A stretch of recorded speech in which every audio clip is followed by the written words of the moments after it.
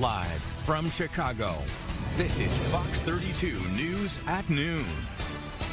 Next at noon, a Metra hits a snow removal vehicle. We'll tell you what we know so far. Millions of Americans still digging out after a massive winter storm. We'll take a closer look at where things stand at this hour. Good afternoon, everyone. Thanks for joining us today. I'm Sylvia Perez. And I'm Natalie Bomke, and we want to give you a live look outside. Be glad you can't feel it through your television because it is so cold out there. Caitlin Cody's here for a look at the weather. First, I'm going to start off with this map because, ladies, if you look closely, now I know it's a small screen for you, but behind me, you can see the snow on the ground. Isn't this neat? So we still have snow, absolutely. So neighborhood streets, back roads that haven't been shoveled properly. It is going to be hazardous to be traveling at this hour, even though it's beautiful looking. We've got blue skies, sunshine over our city, rounding the lake, finally drying out in portions of Berrien County where the snow has not let up. Satellite and radar closer view does show again that we have the blue sky over our city. Rounding the lake, though, from Michigan City points northeast, it's cloudy. The rest of us, it's just quiet and cold. 24-hour temperature change. We're 11 degrees colder right now compared to yesterday at this time. From the lakefront to Chicago Heights, 12 degrees colder at Midway.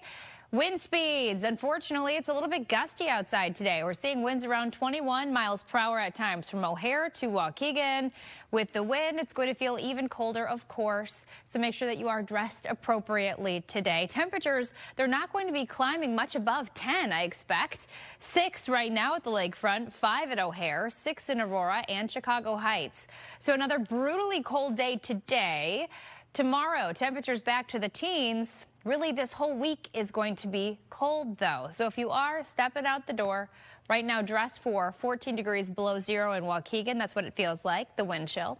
11 degrees below zero from O'Hare to Morris to LaSalle, Northwest Indiana, ranging from 7 to 15 degrees below zero. So it is going to be a cold one, ladies, for the whole week. We'll take a look at your full 7-day forecast ahead. Thank you, Caitlin. And new this hour, major disruptions for Metra commuters after a train hit a vehicle in Bartlett. Sky Fox was over the scene at about 9 o'clock this morning. Officials say a Village of Bartlett employee was driving a small snow removal vehicle when it was hit by a train at Oak Street. The driver was taken to a local hospital in serious condition. We're going to keep you updated on this story. And crews respond to what appears to be a water main break in Lincolnwood. Sky Fox over the scene on the 3700 block of West Devon. You can see heavy machinery there, and we are currently working to gather more information for you. We'll bring you an update as soon as we get it. The winter blast across the nation has snarled air traffic as well. A live look at O'Hare right now, where there are 240 cancellations so far. Midway is reporting 30. Thousands more were canceled nationwide over the weekend. Roseanne Tejas has more on how flyers are dealing with it. After hundreds of flight cancellations in Chicago over the weekend and today, there's a lot of catching up to do. The United Terminal at O'Hare was bustling this morning. Many of these travelers making their second and even third attempt to fly out of Chicago after a chaotic weekend that brought air travel to a standstill in many parts of the country. The massive winter storm serving up snow, sleet, and freezing rain led to 10,000 flights canceled yesterday. These snowy scenes are at O'Hare, but the FlightAware misery map shows major issues in New York, Washington, D.C., and Dallas, Fort Worth. Flyers tell us it's a test of patience.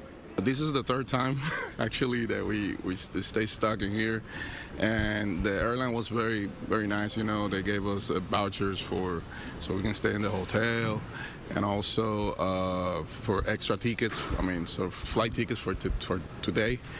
But it's been chaotic. I mean, it's been crazy. We drove from Brooklyn, New York to Chicago, Illinois. It's in the middle of the craziness, snow and all. We just barely made it before it got heavy and dangerous.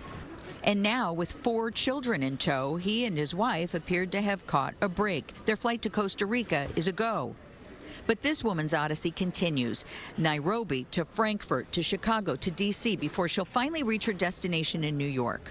It's Mother Nature problem, so we just have to work together, understanding, and just stay calm. But with ice on the ground and snow still in the forecast in parts of the country, these air travelers know they're not in the clear just yet. At O'Hare International Airport, Roseanne Tejas, Fox Chicago. Thank you, Roseanne. A deputy is recovering after being hit while responding to a crash in northwest Indiana. Take a look at the scene here. Officials say the Porter County deputy was helping a stranded driver when he was hit by another car during a winter storm. Illinois State Police are now investigating. Well, the cold winter advisory has now ended, but city officials are still urging people to take caution and be careful.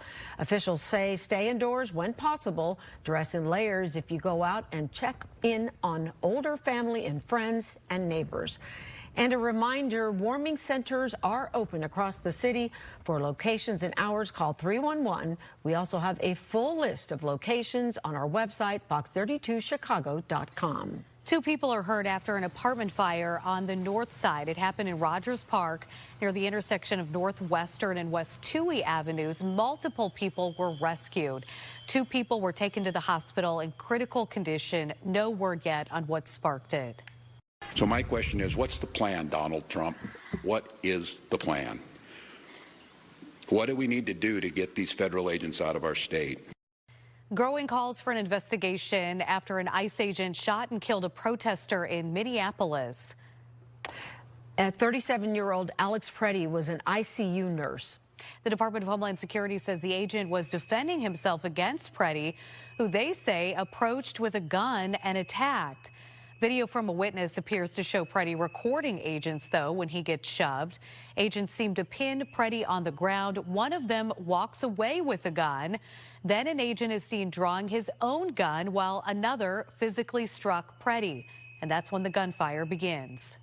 Let's think of what those agents were doing on that scene, making a split-second decision. You've had 24 hours to try and armchair quarterback things.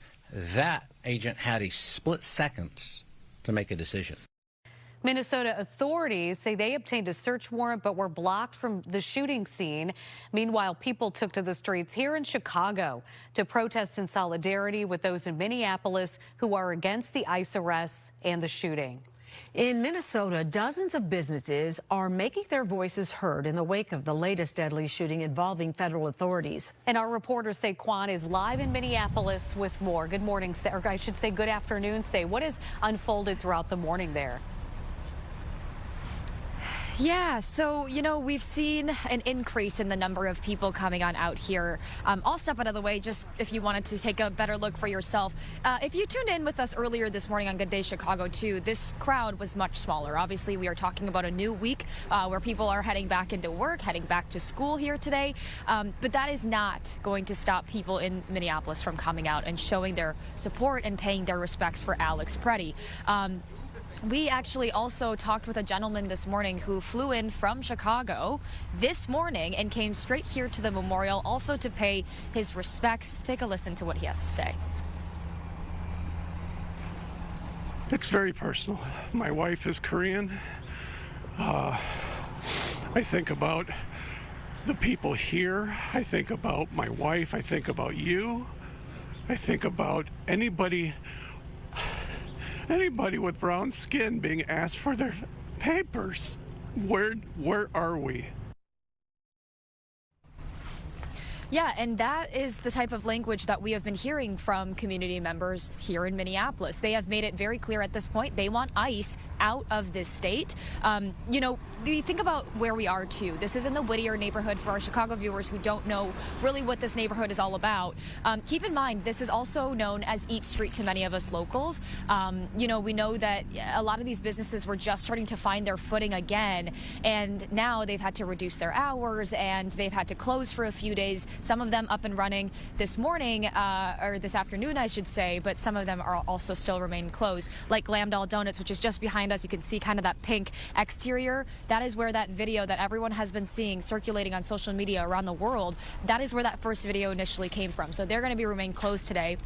But of course, this has taken a hit on them. We also are hearing from 60 of Minnesota-based CEOs and some sports teams here in Minnesota as well, who have now signed on to this letter basically urging immediate de-escalation of these immigration operations. They are calling on local and elected officials, really local, state, and federal elected officials, I should say, to find a real solution. Now, they didn't go into specifics necessarily as to what they wanted that solution to be, but as I've been saying this morning, from the conversations I've had with members of this community, they want ICE out of our state, and it sounds like that is only being echoed within those CEOs, of course, and those companies, but also businesses and people who are paying their respects here at the memorial as well. Guys. All right, thank you for that, Say. Happening right now, a federal court in Minnesota is hearing arguments regarding ICE operations. The suits were filed by the state attorney general and the mayors of St. Paul and Minneapolis. The state wants a restraining order against ICE. It was actually filed after Renee Good was killed. In the other suit, local officials are trying to protect evidence in the Preddy shooting. The Department of Homeland Security says the lawsuits are frivolous and agents were acting in self-defense. Travel chaos for millions of Americans. Coming up, we're going to have a live report from one of the busiest airports in the nation.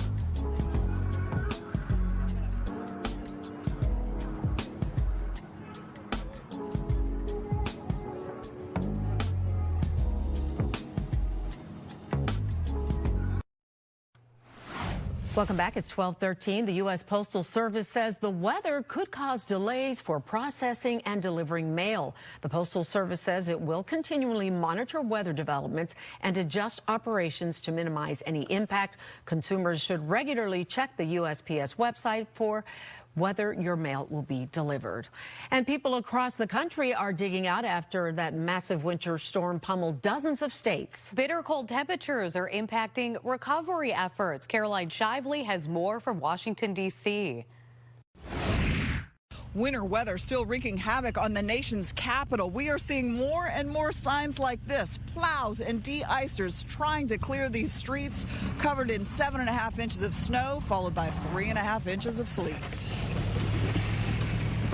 The snow is moving out, but crews are still working around the clock to clear roads. More than a dozen states got at least a foot of snow, from New Mexico through Illinois to Pennsylvania and New York. For a snow like this, there is no timetable. You just continue to work until all roadways are safe and accessible. Down south, tree branches and power lines snapped under the weight of ice.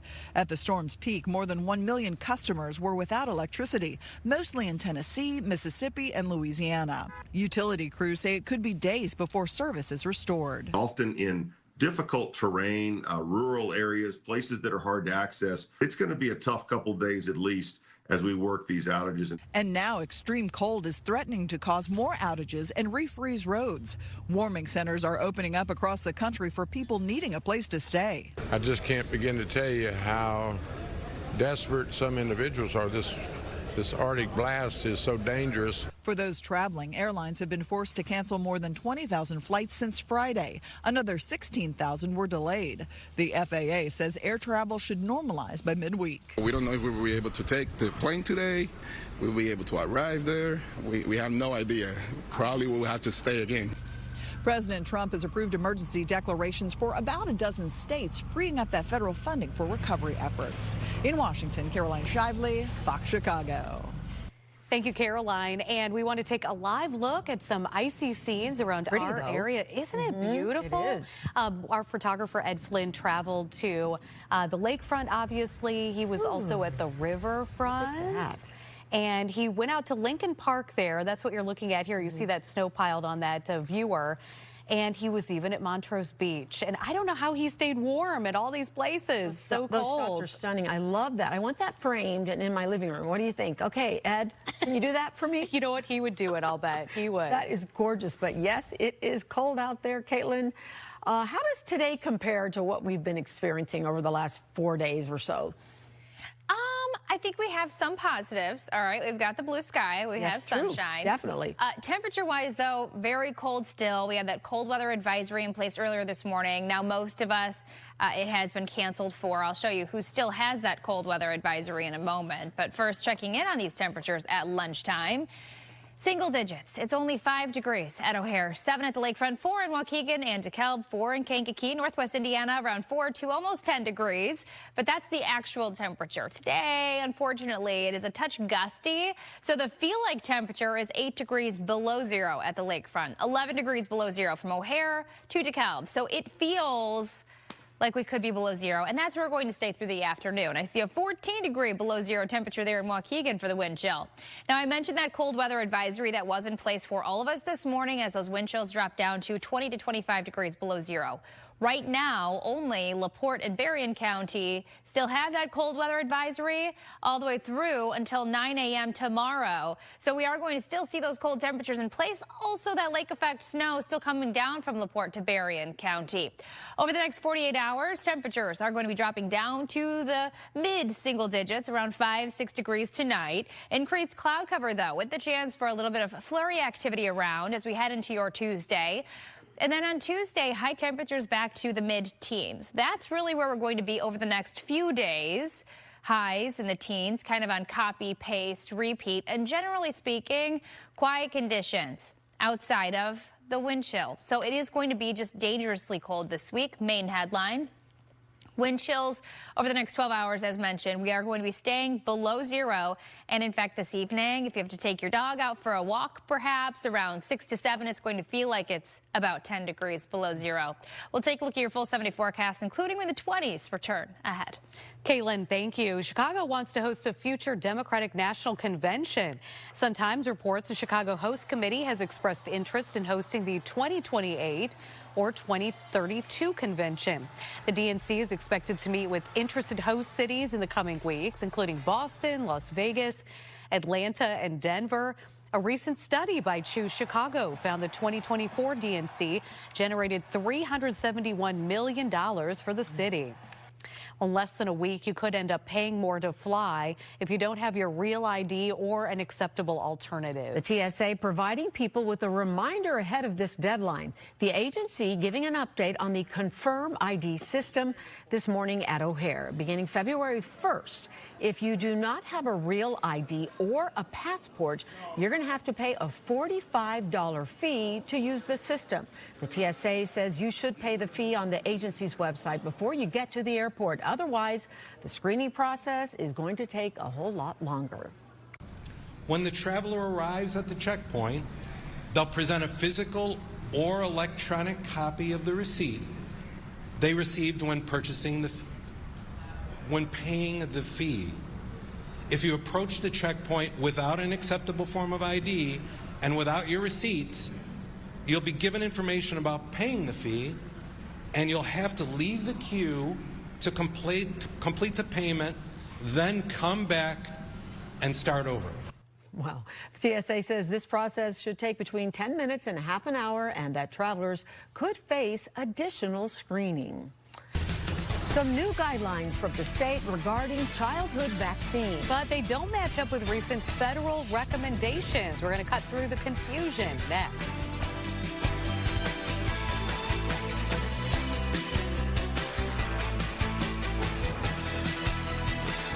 Pay attention.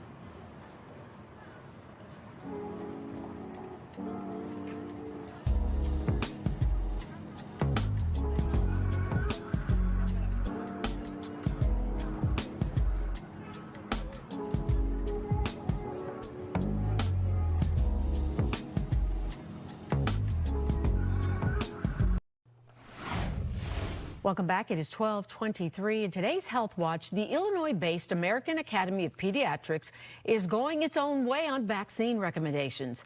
This is happening as an alternative to the new federal vaccine recommendations. The agency will continue to recommend hepatitis B, the flu shot, and the COVID vaccine for infants.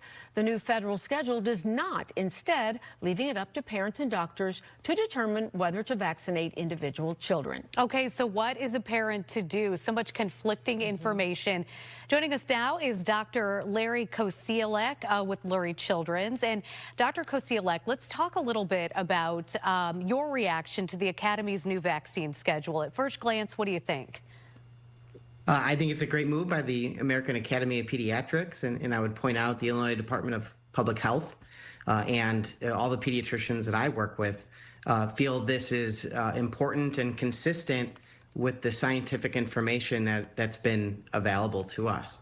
Okay. The new federal guidelines for vaccines were changed without new data. And so it was a reevaluation of data, and decisions were made to mimic decisions made in other countries that have a much different healthcare system, a much different patient population, a much different epidemiology of infections. And so we're really pleased with the American Academy of Pediatrics decision here. So in early December, Governor Pritzker signed a bill that, as you kind of referred to this, that gives the Illinois Department of Public Health the authority to offer its own vaccine recommendations. Do you expect those to be different, or do you expect those to be in line with what the American Academy of Pediatrics just announced? I expect them to be nearly identical, if not identical. Again, the Illinois Department of Public Health is committed to using the best science, the available science. The recommendations that were previously in place from the federal government were based on that science. And so the changes that were made without any new evidence, without any new understanding about vaccine safety or vaccine effectiveness. I learned something so interesting from my doctor, and that is that vaccines, once they're approved, typically don't get a second look, whereas prescription drugs, they do have to be reviewed every, 7 years by the FDA. So what is the harm in taking a closer look at vaccines and deciding maybe to alter the schedule just a little bit?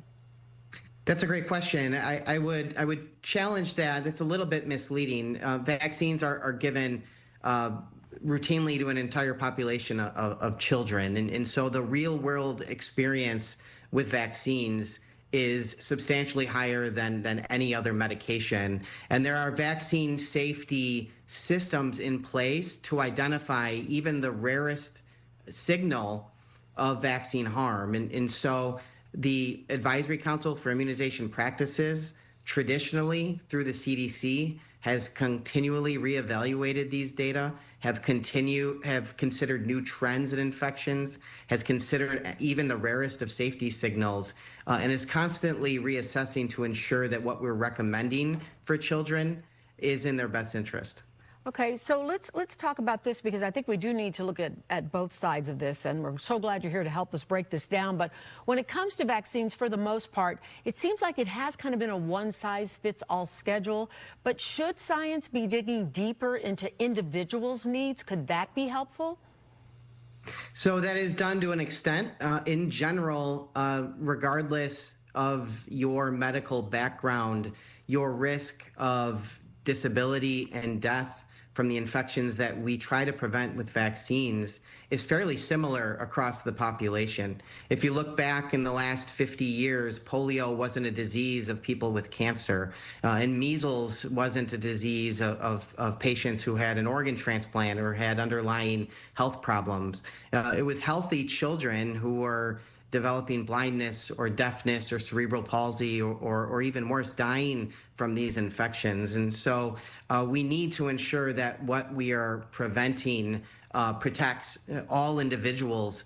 If we take action to split up the population into small pockets, we run the risk of missing opportunities to prevent disease among those who need it. What is your biggest concern moving forward with these vaccine schedule changes? And we'll leave it there after you answer. Yeah, I think the language in the new recommendations from the CDC create a stratification of vaccines that is false, and it creates some hesitancy and skepticism among families who should be very confident that the systems that were in place prior were put in place to ensure that kids are kept safe, that they're kept healthy, and that everything that we're recommending is done in their best interest. Dr. Kosiolek, thank you so much. Lurie Children's Hospital, we appreciate your time. Great, thank you so much. Thank you. And we'll be right back.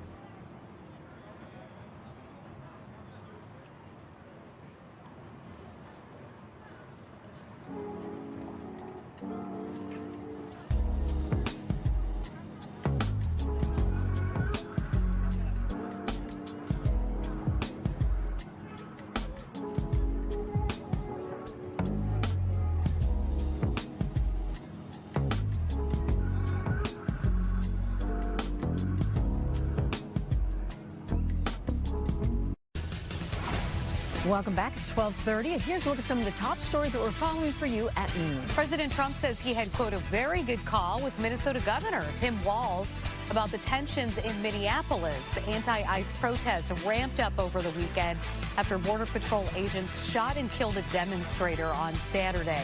President Trump says he is sending border czar Tom Homan to Minnesota for a first-hand report of the situation there. The TSA is reminding people at O'Hare today about the Real ID deadline. It starts February 1st. What does this mean? Well, it means if you don't have a Real ID or a passport, you're going to have to pay a $45 fee to use the Confirm ID system. The TSA says you should pay the fee on the agency's website before you head to the airport.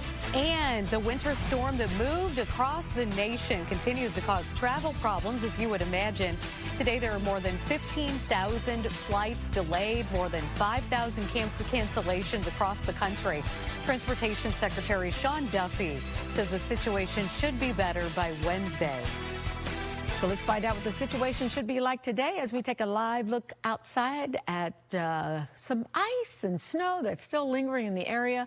It's not going anywhere anytime soon. It's too cold to melt, isn't it, Caitlin? That's right. We are staying below freezing. Navy Pier looks frigid. We do have the snow on the ground, so take it easy. In your neighborhood, it might be a little bit slick. Talking about the weather, though, number one headline, very cold this week. So Sylvia's right. We are going to be chilly. In fact, most of this week is going to be below 20. This weekend is when we crack into the 20s again. Single digits, teens through Friday. Feel like temperatures today below 0 through the afternoon. Partly to mostly sunny skies this week, though. So that's the good news, is we're going to have more sunshine, which you can see right now streaming through your window.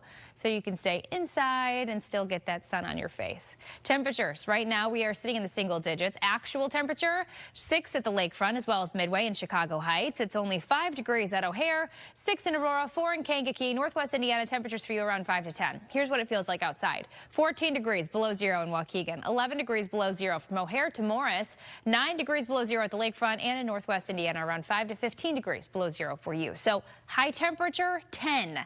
We're going to have the wind today gusting up to about 20 or 25 miles per hour out of the west. So that 10, as mentioned, is going to feel like we could be around 5 to 10 below 0.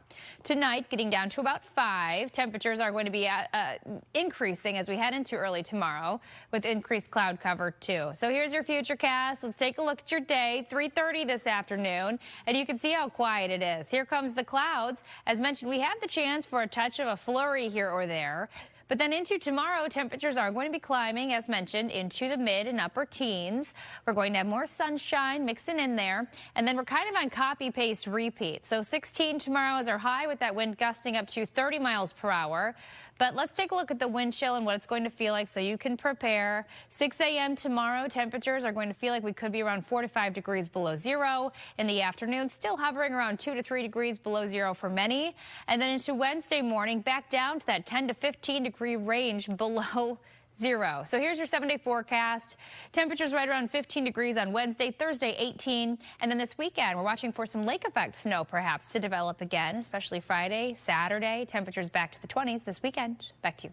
All right, thank you, Caitlin. Super Bowl 60 now officially set, and it's a rematch. The Patriots and Seahawks, that is, will be facing off February 8th at Levi Stadium in Santa Clara, California. The Patriots narrowly beating the Broncos on Sunday to advance to their 12th Super Bowl. The Seahawks defeated the Rams to get back to the big game for the first time since 2015.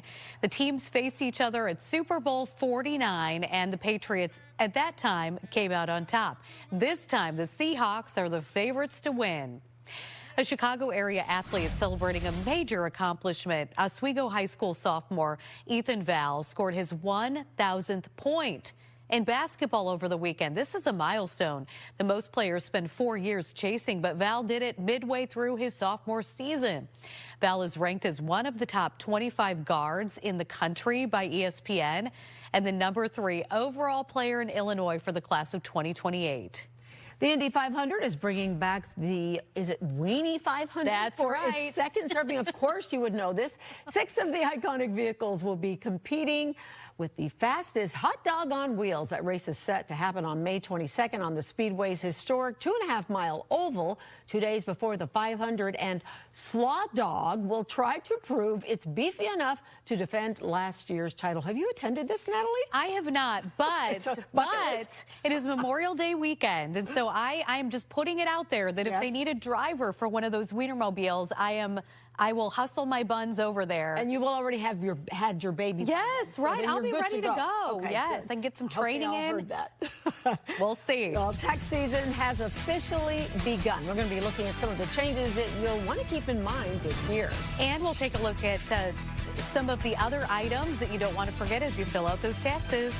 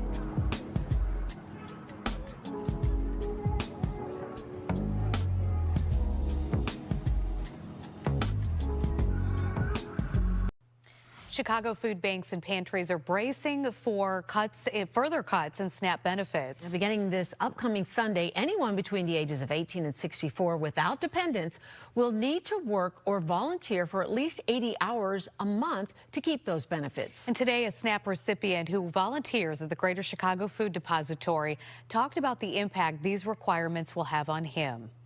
If it weren't for food pantries, I don't know what I would do if I didn't have SNAP, because, I mean, food is high. What I get a month, it's not sufficient enough for me to buy food and pay my bills and all that. And what if I'm not able to meet those 80 hours, 20 hours a week because pain, sickness, no car fare, What if I'm not able to meet the requirements, then I get cut off? These work requirements were all part of the Big Beautiful Bill Act that passed last year. People who don't meet the requirements will get only 3 months of benefits within a 3-year period.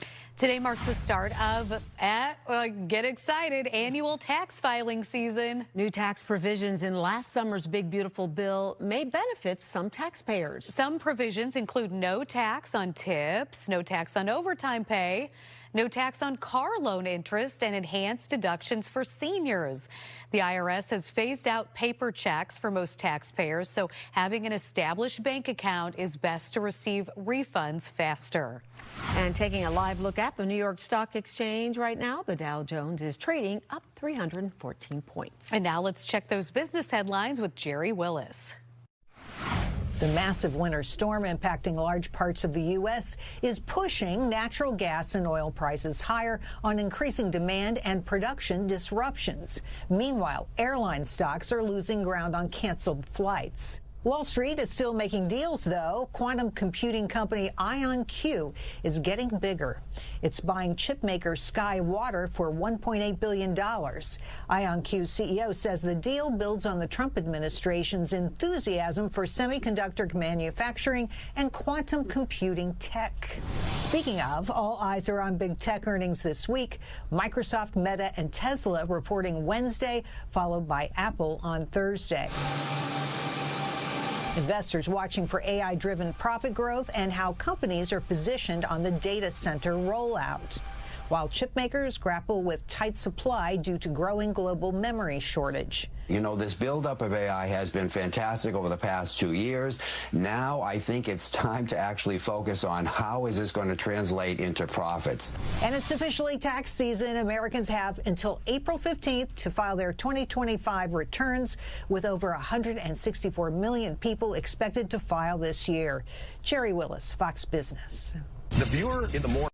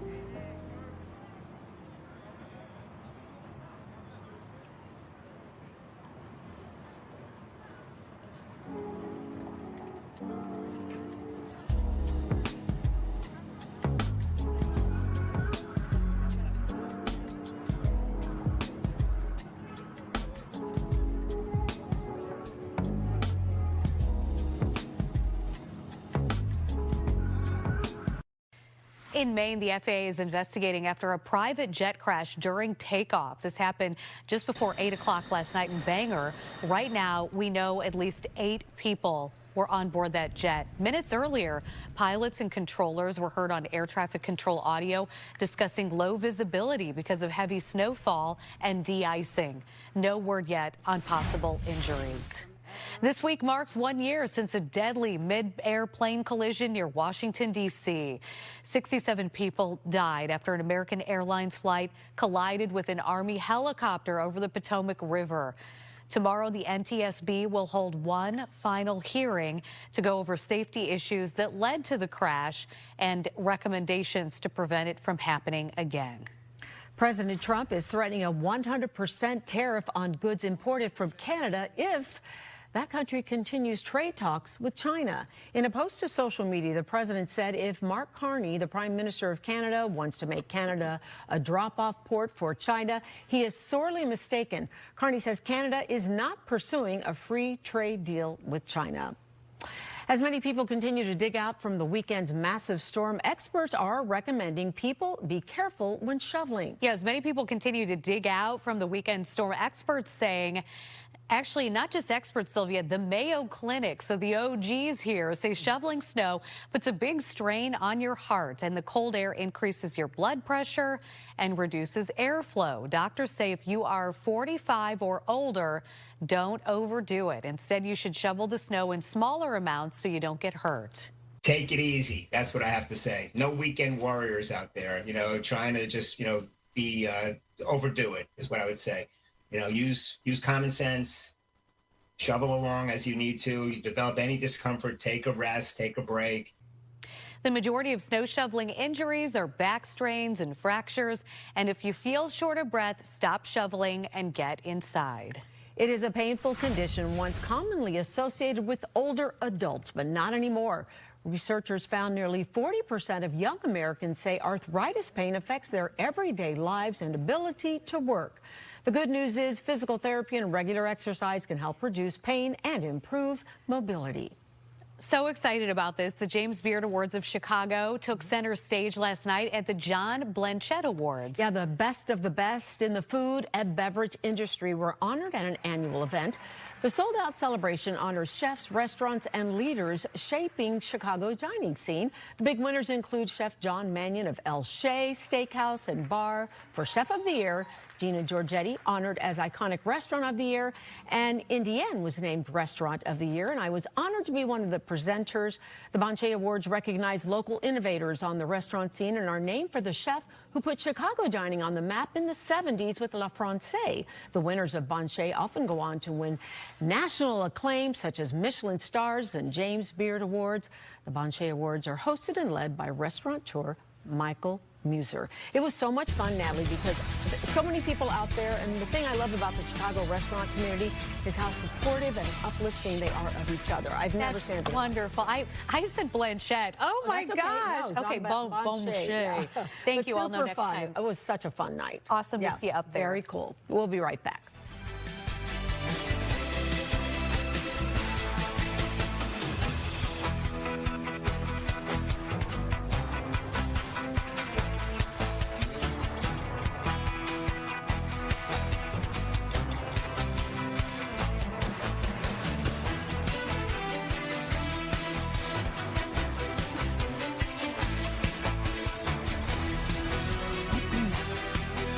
Stream Fox 32 News on your smart.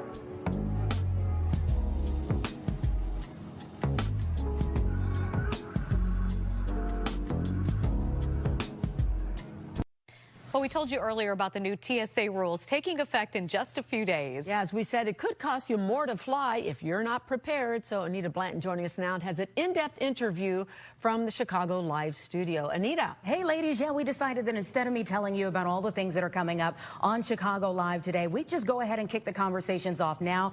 Jessica Maley with TSA is joining me now. And Jessica, for the longest time, we kept hearing, you need to get a real ID. You need to get a real ID. Why come up with an alternative? And does this fundamentally do away with that initial push? So, yeah, we've been enforcing the real ID requirement since May. We've been pretty open that we're going to continue to ramp up enforcement. So up to this point, if you have not had a real ID, you've still been able to get through the checkpoint, just getting some extra screening. And now we're saying, hey, you either have to have a real ID or another acceptable form of ID, such as a passport. And if you don't, then you're going to have to pay this $45 fee. So tell us more about this TSA Confirm ID. Who needs to get it, essentially, and what do they need to do to have it? Yeah, so this is our alternative identity verification system. Basically, I want passengers to start by checking their ID. You might be Real ID compliant and not even realize it. So if you have that gold star on your ID, you're all set. If you have another form of acceptable ID, again, passport is the most common, but go to tsa.gov. We have a full list of all of our acceptable forms of ID. Check and see maybe you have something on the list. If you are in compliance with any form of acceptable ID, this does not apply to you and you don't need to worry about it.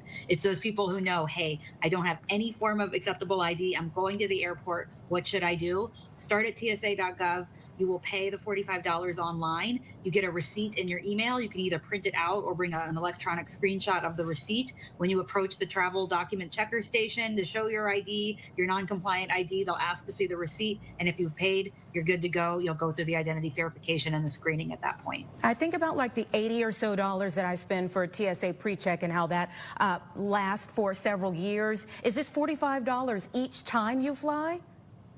So it is $45 and it covers 10 days from your first date of travel. So if you're there and back in less than 10 days, you would only pay once. But if your trip goes longer and it goes beyond 10 days, you would need to pay again. And of course, this is like a piece of the whole when it comes to you all's efforts to strengthen the security for the nation's transportation system. What is maybe another area that you all have a major concern with that you're trying to address right now? Yeah, I think it's just a great reminder about how identity verification is such an essential part of TSA's mission. And the point of Real ID is really so that we can verify that person standing there is the person on the ID. And they've gone through the steps with their Secretary of State's office or their driver's license offices to verify who they are. So I think it should make everyone safer and feel good that everyone is kind of going through these background checks before to make sure they have the right ID. But really, it's just a reminder, take care of this. $45 really adds up. I think people would rather just get it done than deal with it when they get to the airport. Jessica, thank you. Great chatting with you. And everybody, remember, you need this starting February 1st. She gave you the information on how to get it. We have so much more that we're going to get to between the hours of 1 and 4 p.m. online. You can catch us on our website, fox32chicago.com, on the Fox Local app, or on YouTube. I'll see everybody online starting at 1 p.m. We'll be right back with more from Natalie and Sylvia.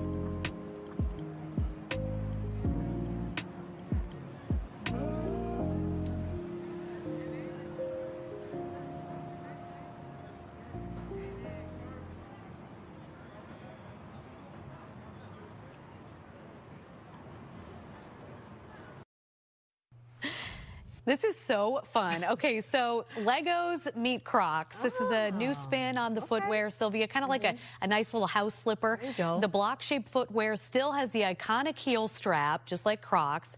The new design drops February 16th, Valentine's Day maybe, but you got to get on a wait list now. And here's the kicker. They cost $150.